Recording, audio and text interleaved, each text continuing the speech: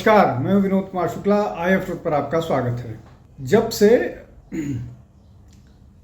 पाकिस्तान ने भारत में पहलगांव में जो हमला कराया है, जिसमें 26 हिंदुओं को उनका धर्म पूछ करके हत्या कराई गई है और भारत और पाकिस्तान के बीच तनाव बढ़ा है और इस तरह की संभावनाएं बताई जा रही हैं कि भारत कभी भी पाकिस्तान पर हमला कर सकता है, उसके बाद से पाकिस्तान में न केवल पाकिस्तान के लोगों का बल्कि पाकिस्तान के जो असेंबली में लोग हैं उनका और पाकिस्तान के मौलानाओं का लगातार पाकिस्तान की सेना के प्रति नाराज़गी दिख रही है। और पहली बार ऐसा हुआ है कि लोग खुल करके पाकिस्तान की आर्मी के जो चीफ हैं उनके खिलाफ और पाकिस्तान की सेना के खिलाफ खुलकर बोल रहे हैं।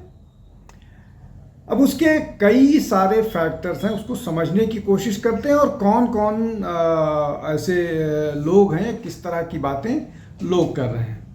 जो पाकिस्तान के लोग हैं, पाकिस्तान की आर्मी के लोग हैं, पाकिस्तान के जो और बहुत सारे अंदर हैं, वो किस तरह से आसिम मुनीर को, जो पाकिस्तान के सेना अध्यक्ष हैं, उनको किस तरह से आड़े हाथों ले रहे हैं। पहले जो बात उन्होंने कही है आसिम मुनीर ने कि भारत और पाकिस्तान न बोल करके उन्होंने बोला कि हिंदू और मुस्लिम दो अलग अलग जातियां हैं, दो अलग अलग वो हैं और ये दोनों साथ नहीं रह सकते हैं। और पाकिस्तान के लोगों को अपनी जो ये बात है, जो एक निर्णय हुआ था, उनके बड़ों ने निर्णय किया था और एक इस्लामिक राष्ट्र बना था। उन्होंने बताया कि केवल दो ही इस्लामिक राष्ट्र हैं, जो इस्लाम के नाम पर तामीर हुए थे। उनमें दूसरा जो है पाकिस्तान और बाकी सऊदी अरबिया की तो बात करते ही हैं। तो ये जो है पाकिस्तान इस्लामिक राष्ट्र बना है, कलमा के नाम पर बना है, उसको पाकिस्तान की जनता को अपने अगली पीढ़ी को भी बताना चाहिए। और इसके कुछ दिन बाद ही पहलगाम वाली घटना घट गई और वो बात इतना बढ़ चढ़ करके बोली गई कि सब खुल करके बोल रहे हैं कि कैसे आतंकवादियों ने जो 26 हिंदुओं को मारा, उनसे उनका धर्म पूछ करके मारा, मुसलमानों को बख्श दिया गया। अब इसका प्रभाव न केवल भारत में हुआ है, भारत में नाराज़गी हुई है, बल्कि इसका प्रभाव ग्लोबली हुआ है। अंतर्राष्ट्रीय स्तर पर न केवल पाकिस्तान अलग थलग पड़ गया है, इस मामले में उसको कोई सपोर्ट करने के लिए तैयार नज़र नहीं आ रहा है। तुर्की और अजरबैजान और ईरान को अगर छोड़ दिया जाए, अब ये तीन के तीनों देश का क्या ग्लोबल स्टैंडिंग है सबको मालूम है। इराक टेररिस्ट स्टेट है, अजरबैजान का क्या हाल है सबको मालूम है। तुर्की कितनी पाकिस्तान के साथ कितना देर खड़ा हो सकता है, कितनी मदद कर पाएगा, ये समझने वाली बात है।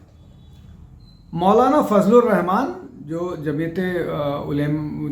जमात इस्लामी के वहाँ के नेता हैं, फजलुर रहमान, उन्होंने सरकार को कटघरे में खड़ा किया और उन्होंने कहा असेंबली में बोलते हुए कि हम उम्मीद कर रहे थे कि सरकार हमको इस मामले में कुछ बात बताएगी, लेकिन सरकार का प्रतिनिधित्व ही गायब है उसमें। अब इसमें महत्वपूर्ण बात यह है कि जब से ये घटना घटी है तब से न तो आसिम मुनीर नज़र आ रहे हैं, न कोई भी जिम्मेदार व्यक्ति पाकिस्तान का नज़र आ रहा है, सब लोग लापता हैं। ये बात फजलुर रहमान ने असेंबली में कही, पाकिस्तान की असेंबली में कही। आर्मी चीफ लापता हैं, जितने हैं। विदेश मंत्री ने एक बयान दिया, बिलावल भुट्टो ने, कि अगर सिंध दरिया में पानी नहीं बहेगा तो खून बहेगा। उसके बाद से वो भी लापता हैं। अब इसके बाद मौलाना फजलुर रहमान जो बड़े नेता हैं, प्रभावशाली नेता हैं, वो ऐसा है। एक और महत्वपूर्ण बात है, लाल मस्जिद जो है, जो एक कट्टर रिप्रेजेंटेटिव जिसकी बात होती है, जिसको TTP का समर्थन है, उनका ये कहना है कि जब ये भारत और पाकिस्तान के बीच अगर मान लीजिए लड़ाई होती है तो कितने लोग पाकिस्तान के साथ खड़े होंगे, और वहाँ बैठे लोगों ने गिने चुने एक आध लोगों ने हाथ उठाया। उनका ये कहना था कि ये मजहबी लड़ाई नहीं है, ये धार्मिक लड़ाई नहीं है, इसलिए कोई भी पाकिस्तान के साथ नहीं खड़ा होगा और खड़ा होना भी नहीं चाहिए। अब ये जो लाल मस्जिद के मौलाना हैं, मौलाना अब्दुल अजीज़ गाजी, ये बहुत कट्टर व्यक्ति हैं और इनके खिलाफ पाकिस्तान को हेलीकॉप्टर उतारना पड़ा था अभी 2007 में, और उसमें लगभग आर्मी हेलीकॉप्टर के साथ लड़ाई लड़ने में लगभग 100 लोग मारे गए थे। तो ये उस तरह के व्यक्ति हैं। अब इससे और एक इंटरेस्टिंग बात यह है कि खैबर पख्तूनवा के एक मौलाना जो हैं, उन्होंने तो कुरान उठा करके हलफ ले लिया कि अगर भारत और पाकिस्तान के खिलाफ लड़ाई होती है तो जितने भी पख्तून लोग हैं, खैबर पख्तूनख्वा का जो इलाका है उसमें जितने भी पख्तून लोग हैं वो पाकिस्तान के खिलाफ भारत के साथ लड़ाई लड़ेंगे। अब ये जब इस तरह की बात हो रही है तो इसको और डिटेल में समझने की ज़रूरत है। पाकिस्तान जो रीजनली जो वो बटा हुआ है, उसमें एक तो पंजाब प्रांत हो गया जो भारत के पंजाब से जुड़ा हुआ मामला है, इलाका है। उसके अलावा सिंध हो गया 2, तीसरा हो गया खैबर पख्तूनख्वा वाला इलाका, चौथा है बलूचिस्तान। ये मोटा मोटी 4 बड़े इलाके हैं जिससे पाकिस्तान जो मिला करके वो है। अब इसमें जो 43% इलाका है बलूचिस्तान का, जो हर रोज़ पाकिस्तानी सैनिकों को मार रहे हैं, कभी 30, कभी 40, कभी 50 मार देते हैं, उनकी ट्रेन एब्डक्ट कर लेते हैं।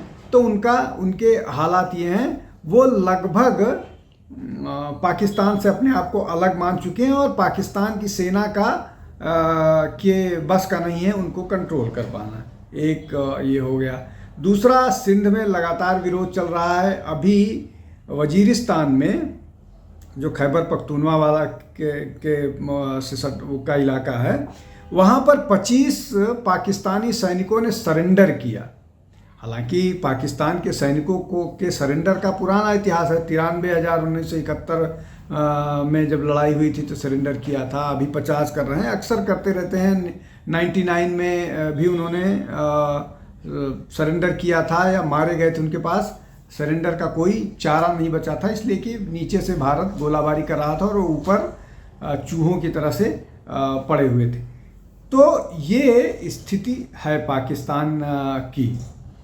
इन परिस्थिति में जनता लगातार जो आटे के लिए, गंदुम के लिए लड़ाई लड़ रही हो, जिसके पास बिजली नहीं है, पानी अभी चिनाब में रोक दिया गया है, उसके बाद उनके पास कुछ ऐसा बचा नहीं है। चिनाब जो पीओके में पहुंचते पहुंचते सूख गई है, तो लगभग 23 से 25% के बीच पानी रुक गया है, तो उनके पास कुछ बचा नहीं है।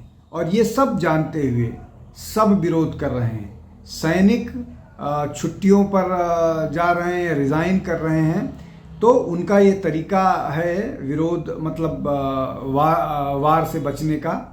मौलाना विरोध कर रहे हैं, जनता विरोध कर रही है। जनता लड़ने के लिए तैयार नहीं है। उनको मालूम है कि उनका क्या हश्र होना है। उनके पास खाने के लिए नहीं है। किसानों को खेती करने के लिए पानी नहीं होगा तो उनकी कपास की फसल और आने वाली फसल का क्या होगा।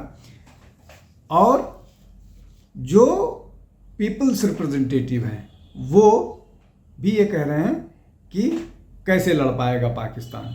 और अभी जो एक लोन फिर मांगने गई है पाकिस्तान, उसका भारत खुल करके विरोध कर रहा है। और कोई देश कर्ज देने के लिए तैयार नहीं है। सऊदी अरब भी कर्ज देने के लिए तैयार है। तो कुल मिलाकर के जो स्थिति है वो बहुत भयावह है पाकिस्तान के लिए। अंदर से पहली बार आर्मी के खिलाफ विरोध शुरू हो गया है। इसको कैसे डील कर पाएगी, ये अपने आप में एक बड़ा संकट है। आज के लिए बस इतना ही। बहुत बहुत धन्यवाद। नमस्कार।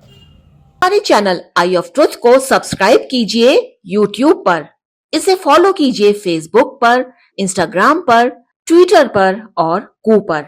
हमारे चैनल के बारे में फीडबैक देने के लिए हमें मेल कीजिए ioftruth.6@gmail.com पर।